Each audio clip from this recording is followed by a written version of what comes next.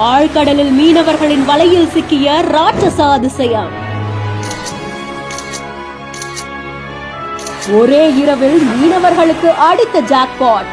கோடீஸ்வரராக்க போகும் 49 கிலோ ஒற்றை மீனா.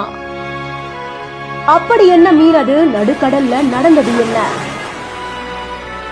ஸ்ரீலங்கா அம்பாறை மாவட்டம் காரைதீவு பகுதியில வழக்கம் போல மீனவர்கள் மீன் பிடிக்கிறதுக்காக ஆழ்கடலுக்கு போயிருக்காங்க. அப்பதான் அவங்களுடைய வலையில ராட்சச மீன் ஒன்று சிக்கி இருக்கு. நடுக்கடல்ல கடுமையான போராட்டத்துக்கு மத்தியில பிடிக்கப்பட்ட அந்த மீன் நீல தூணா மீன் அப்படின்னு சொல்லப்படுது. 49 கிலோ நிறையுடைய இந்த மீன் பெரிய கண்களோடையும் நீல நிற வர்ணங்களை கொண்டும் இருக்கு. 1 கிலோ மட்டுமே பல லட்சங்கள் போற இந்த மீன் 49 கிலோ இருக்கிறதுனால விற்பனை கோடிகளை தொடும் அப்படின்னு எதிர்பார்க்கப்படுது.